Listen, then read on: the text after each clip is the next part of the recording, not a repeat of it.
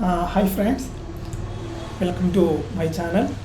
Today we are going to discuss about the internal structure and infrastructure of a smart city. It is a sustainable way of living. There all the facilities are available for a comfortable life for around 1,000 people in a particular area. So it is a micro city approach, not a macro city approach. And also we are protecting the environment also. Environmental features are also coming into the picture, so you will get a very comfortable life, and also it is a very sustainable way of life. In an area, first we need to identify the which area we are going to build or the construct or the develop into a smart city. There we need to consider 1 square kilometer area, and it is dedicated for 1,000 people. So the population density is 1,000 per 1 square kilometer. There we if we are getting a square area, we can take 1 kilometer long and 1 kilometer wide, or in any shape which is equivalent to 1 square kilometer can be considered for the smart city development. First, consider this the safety of this area, that it should be safe to live there. It should not be a problem by a flood or any earthquake like that. Natural calamities should be minimum compared with other available areas. And around the area we need to consider fencing to protect the area, and after getting the area, first we need to earmark the road facilities for traveling inside this area, and also earmark the center of the area should be marked as a garden, city center or garden in which people can assemble and can relax and entertain their life after their day long job. And also entry facilities from the all the four corners should be there to enter into the city. And around the city we need to consider a 100-meter distance with high rise larger trees to protect the city from the external pollutions and other high temperature, humidity, etc. can be protected by the trees, leaves of the trees. So bigger trees can protect the city. So around 100-meter width around the city there should be a wall of trees. So here it will help us to live a comfortable life, and also we can protect our nature also. These trees can be coconut, palm, or it can be non-fruit giving trees also. First, consider the residential area. There should be a residential area and people welfare, and construct buildings for living people. Next, we will consider the infrastructure required for business purpose. At any place, we need business facilities to develop wealth, business environment, doing job, creating income. All these things are very important for any society, and it should be very near to the residential area, and it should be available in our city. People should travel to a minimum distance to get into their working place, to get more productivity from the people. If people are traveling for more longer distance to reach to their job environment or business site, it will drain their energy and will reduce the productivity, and also will affect our economic development.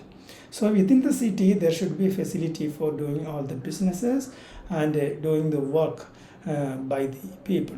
So that is why we need to earmark sufficient space for these 1,000 people to work, earn, and develop wealth for their sustainable life.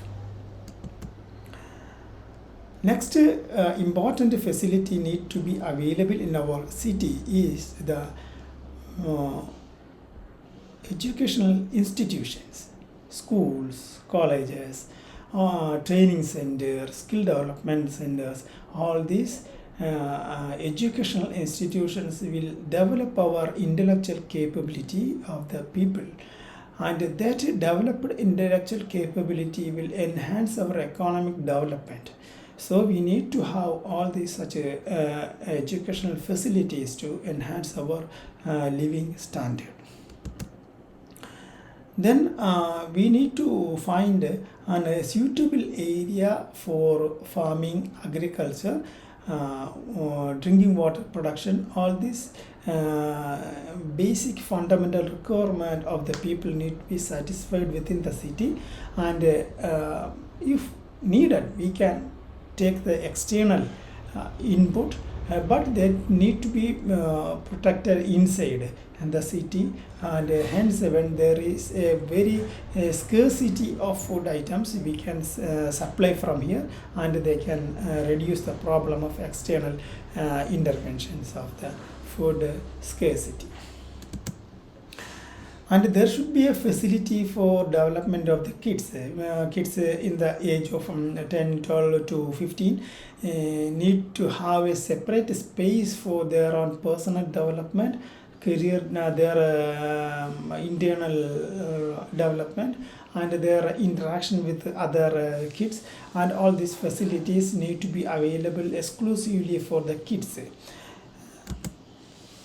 And there should be a health facility for hospitals, super specialty hospitals. All these facilities will help us to protect our health. There should be a peacekeeping environment, and also there should be a professionals to protect our internal and external threat. And also the natural calamities also dealt by a peacekeeping the team. And also the infrastructure support team should be there. They need to acquire all these things for the maintenance, development, and upkeeping of the city. And there is a 10% leadership. There should be a facility for discussing them, meeting, and all and talking with the people. All these facilities should be there for the leadership, and so the city administration also. Next is the creativity, and people need a creative environment in which they will develop their creativity. Like what are the creative things? The one is sports, arts, all other creativity, even the creative things related to our work also. We need to use our right brain faculty to develop new things also. So we need to provide such facilities for some people interested for drawing, painting. Some people interested for sports, physical activities, physically educated people.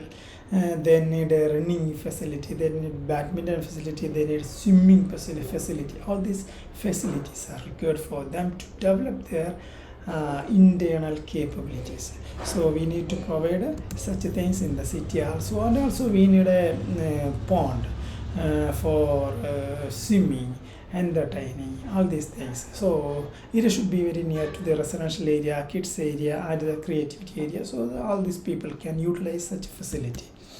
And there should be a parking facility at the near area of the entry, so the vehicle entering into the city and making congestion internal can be avoided. Essential vehicles can be allowed to enter into the city, other vehicles can park there and walk to the destination, so it will enhance the health also. And we need, after establishing all these facilities, we need to consider the automation of the security by cameras and other security personnel. We can develop a system for security purpose that will protect us from any external or internal threat. Finally, we need an emergency helipad for lifting when people are in an emergency situation in the hospital, near the hospital. When one person is in a critical emergency condition, we can use the helipad and helicopter to lift him from there to another specialty hospital, and it can save his life. So a helipad is required. When they required, we can call the helicopter, and helicopter will lift him to the required destination. And also the city personnel can use this helipad for traveling also in case of an emergency, in case of some entertainment and marriage, all these special occasions also we can use the helipad to travel. And also the entertainment purpose and the tourism purpose also we can use the helipad for traveling through the helicopter. So we are not always not traveling in helicopter, but in emergency and special occasions we can use the so in a city of 1,000 people, a small area can be earmarked and developed for landing the helicopter. So this is about the smart city in which 1,000 people will live comfortably, and they will create wealth, income, and they do their job there. Thank you for watching. See you in the next video.